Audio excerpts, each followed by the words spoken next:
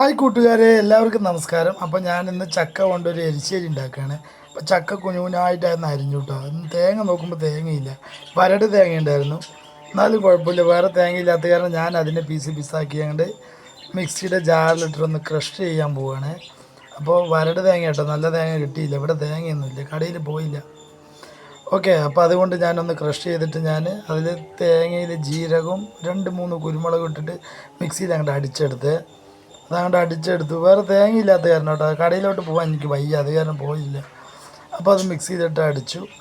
ഞാൻ നമ്മുടെ ചക്ക ഉണ്ടല്ലോ, അതിലോട്ട് കുറച്ച് മഞ്ഞൾപ്പൊടിയും കുറച്ച് മുളക് പൊടി ഇട്ടിട്ട് അതിന് വേവാൻ മൂടി വെച്ചു കേട്ടോ. അങ്ങനെ തേങ്ങ അരച്ച് വെച്ചിട്ടുണ്ട്. ഇത് നന്നായിട്ട് വെന്ത് വന്നിട്ടുണ്ട് കേട്ടോ.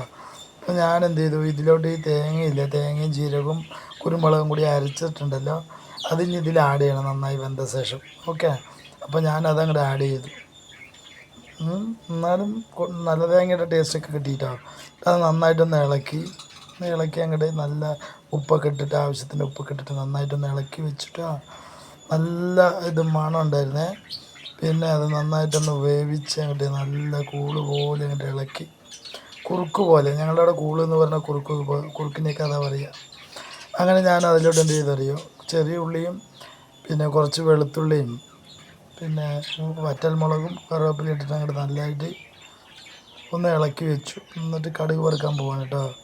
ഒന്ന് കടുക് വിട്ടിട്ട് അങ്ങനെ വറുത്ത് അതിൻ്റെ എടുത്തിട്ട് ഞാൻ നേരെ നമ്മുടെ എരിശ്ശേരി വെന്ത് കഴിഞ്ഞ എരിശ്ശേരിയിലോട്ട് ഞാൻ ആഡ് ചെയ്യാൻ പോവുകയാണ്. ഇത് നന്നായി വെന്ത ശേഷം, ഇന്ന് മൊരിഞ്ഞ ശേഷം. ഓക്കെ, അതിലോട്ട് ആഡ് ചെയ്തു. എന്നിട്ട് നന്നായിട്ടൊന്ന് ഇളക്കി കൊടുത്തിട്ടുണ്ട്. ഇളക്കി കൊടുത്തപ്പോൾ തന്നെ അതിൻ്റെ മണം നല്ല മണം വന്നിട്ട് ആ വെളുത്തുള്ളി ഇട്ട് അതിൻ്റെ ഒരു മണം ഉണ്ടായിരുന്നു. അപ്പോൾ അത് നന്നായിട്ട് ഇളക്കിയിട്ട് ഞാൻ ചോറ് ഉണ്ണാൻ പോകുന്നു. രാവിലത്തെ ചോറ് കഴിച്ചില്ല, രാവിലെ പനി ആയത് കാരണം ഞാൻ എണീക്കുമ്പോൾ വൈകി. അപ്പോൾ ഉച്ചയ്ക്കൊക്കെ 2 നേരത്തെയും കൂടി ഉച്ചയ്ക്കായിട്ട് കഴിക്കാമെന്ന് വെച്ചു. ഞാൻ എന്ത് ചെയ്തറിയോ, അതിനെ അങ്ങനെ കറി റെഡിയാക്കി. കറി അങ്ങനെ നല്ല ടേസ്റ്റ് ഉണ്ടായിരുന്നു. ഉപ്പുണ്ടാകുന്ന നോക്കുമ്പോൾ തന്നെ ഞാൻ കുറച്ച് പാത്രത്തിലെടുത്ത് കുറച്ച് കഴിച്ച് നോക്കി, നല്ല ടേസ്റ്റ് ഉണ്ട്. ചക്കക്കുരു ഇട്ടില്ല കേട്ടോ. എന്നിട്ട് ഞാൻ കുറച്ച് ചോറ് എടുത്തിട്ട്, നമ്മുടെ ചായ മനസ്സ് കറി വയ്ക്കുന്ന പോലെ കുറച്ച് ചോറ് എടുത്തിട്ട് കുറച്ച് അധികം കറി എടുത്തിട്ട് ഞാൻ ഭക്ഷണം കഴിക്കാൻ അങ്ങോട്ട് ഇരുന്നു. ഭയങ്കര ടേസ്റ്റ് കേട്ടോ. ഇതിൽ ചില ചക്കക്കുരു ആഡ് ചെയ്യുക, പക്ഷേ എനിക്കത് നന്നാക്കാൻ പാടായത് കാരണം ഭയങ്കര വിശപ്പുണ്ടായിരുന്നു. അപ്പോൾ ഞാൻ ചക്കക്കുരു ഇട്ടില്ല കേട്ടോ. ഓക്കെ, അപ്പോൾ എൻ്റെ കറി അങ്ങനെ ഉഷാറായി.